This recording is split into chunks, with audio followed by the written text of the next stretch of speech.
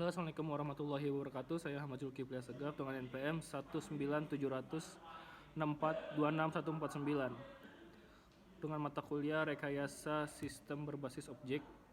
Dengan tugasnya adalah meringkas 2 jurnal dari perguruan tinggi negeri. Jurnal yang pertama adalah Memahami Penggunaan UML atau Unified Modeling Language yang ditulis oleh Hafiluddin dari program studi ilmu komputer MIFA Universitas Mula Warman.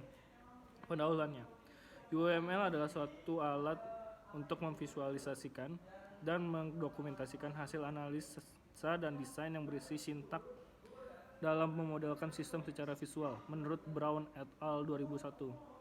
Juga merupakan satu kumpulan konvensi pemodelan yang digunakan untuk menentukan atau menggambarkan sebuah sistem software yang terkait dengan objek. Menurut Whiting et al. Tahun 2002.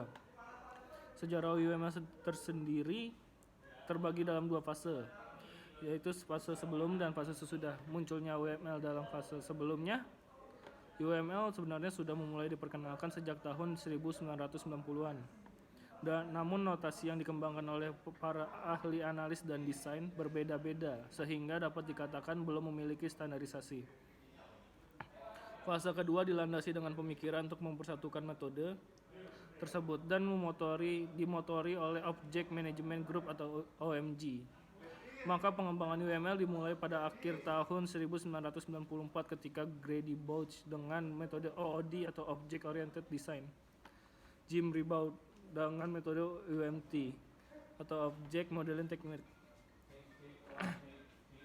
Mereka ini bekerja pada Rational Software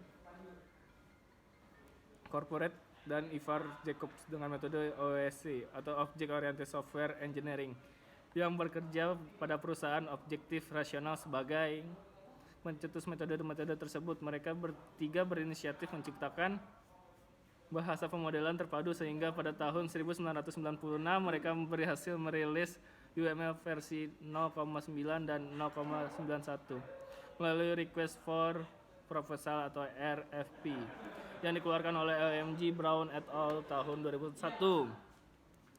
Kemudian pada Januari 1997 atau IBM, Object Time Platinum Technology, Topaz Station, Trade Technology, dan Softtime juga menanggapi Request for Proposal atau RFP dikeluarkan oleh OMG tersebut dengan menyatakan kesediaan bergabung. Perusahaan-perusahaan ini menyumbangkan ide-ide mereka dan bernama para mitra menghasilkan UML revisi 1.1.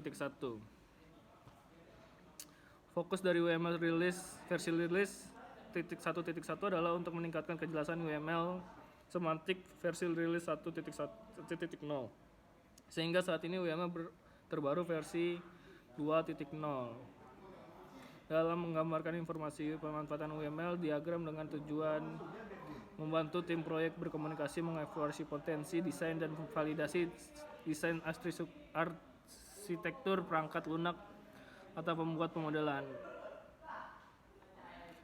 objek oriented, karena konsep ini menganalogikan sistem seperti kehidupan nyata yang didominasi oleh jurnal informatika Mula Warman. Tujuan dan pemanfaatannya adalah tujuan dari penggunaan diagram seperti diungkap oleh Zach Plumer J 2004. The purpose of the diagram is to present multiplied views of the system. This set of multiplied views is called a model. Berikut tujuan utama desain UML adalah: 1. Menyediakan bagi pengguna atau analis dan desain sistem suatu bahasa pemodelan visual yang ekspresif sehingga mereka dapat mengembangkan dan melakukan pertukaran model data yang bermakna.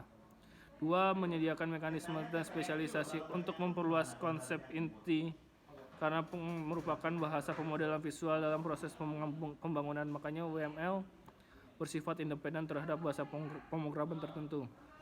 Yang keempat adalah memberikan dasar formal dan untuk pemahaman bahasa pemodelan. Yang kelima, mendorong pertumbuhan pasar terhadap penggunaan alat desain sistem berorientasi objek atau OO. Yang keenam, mendukung konsep pembangunan tingkat yang lebih tinggi seperti kolaborasi, kerangka pola, dan komponen terhadap suatu sistem. Yang ketujuh, memiliki integrasi praktik terbaik. Object Oriented Program atau OOP merupakan paradigma baru dalam rekayasa software yang didasarkan pada objek dan kelas. Menurut Ronald G. N. 1996, dikakui para Declarative Object Oriented merupakan metodologi terbaik yang ada saat ini dalam rekayasa software. Object Oriented memandang software bagian per bagian dan menggambarkan suatu bagian terhadap suatu objek. Teknologi objek menganalogikan sistem aplikasi seperti kehidupan nyata yang didominasi oleh objek. Dengan demikian, keunggulan nyata masalahnya akan dipecahkan oleh sistem yang dibangun. Model objek, atribut, dan diperlakukannya bisa langsung diambil dari objek yang ada di dunia nyata. Ada 4 prinsip dasar dari pemrograman berorientasi objek yang menjadi dasar kemunculan UML, yaitu abstraksi, enkapsulasi, modularitas, dan hierarki. Abstraksi memfokuskan perhatian pada karakteristik objek yang paling penting dan paling dominan yang bisa digunakan membedakan objek tersebut dari objek lainnya. Enkapsulasi menyembunyikan banyak yang terdapat objek yang tidak perlu diketahui oleh objek lain.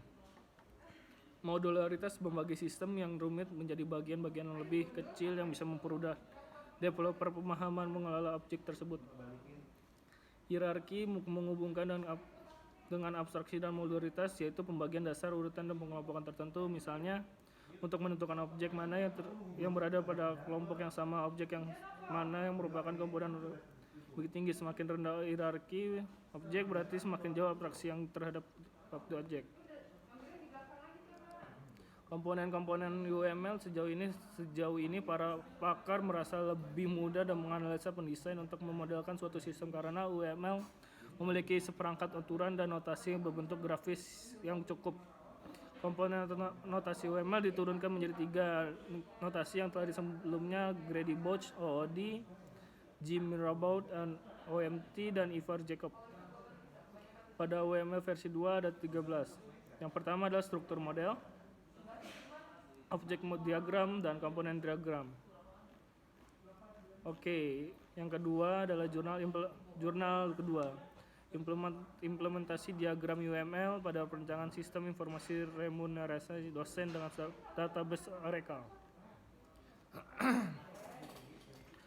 Pendahuluan perkembangan teknologi informasi telah banyak mempengaruhi berbagai aspek kehidupan umat manusia. Yang dalam menjalankan aktivitas sehari-hari, penggunaan komputer telah jauh mengalami kemajuan sekedar teknologi alat hitung hingga pengambilan keputusan.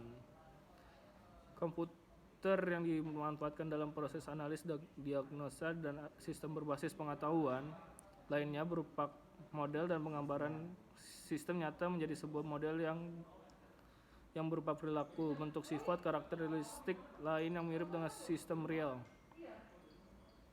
Yang kedua, landasan teorinya adalah UML, Unified Modeling Language, adalah bahasa spesifikasi standar yang digunakan untuk mendokumentasikan, menspesifikasikan, dan membangun perangkat lunak. UML merupakan metodologi dalam mengembangkan sistem berorientasi objek dan juga merupakan alat mendukung pengembangan sistem. Diagram Unified Modeling Language atau UML, yaitu pertama use case diagram. Use case diagram menggambarkan external view dari sistem yang akan kita buat modelnya. Model use case dapat dijabarkan dalam diagram use case, tetapi perlu diingat diagram tidak identik dengan pemodelan karena model lebih luas dan diagram. Kelas diagram adalah sebagai suatu set objek yang memiliki atribut dan memperlakukan yang sama. Kelas kadang juga disebut kelas objek. Kelas diagram memiliki 3 area pokok, yaitu nama. Kelas harus mempunyai sebuah nama. Atribut adalah kelengkapan yang melekat pada kelas dari suatu kelas, bisa diproses batas atribut yang dimiliki. Operasi adalah suatu proses yang dilakukan oleh sebuah kelas baik pada kelas itu sendiri pada kelas lainnya. Activity diagram adalah menunjukkan aktivitas sistem dalam bentuk kumpulan aksi-aksi bagian-bagian masing-masing. Aksi tersebut dimulai keputusan mungkin terjadi hingga berakhirnya aksi. Activity diagram juga dapat menggambarkan proses lebih dari satu waktu bersamaan atau diagram activity adalah aktivitas-aktivitas objek, state, transition state, dan event. Dengan kata lain, kegiatan alur kerja menggambarkan perilaku sistem untuk aktivitas. Sekuen diagram adalah menggambarkan tahap demi tahap termasuk kronologi atau urutan perubahan secara teologis seharusnya digambarkan melalui satu dengan uses diagram. Oke, sekian dari saya. Assalamualaikum warahmatullahi wabarakatuh.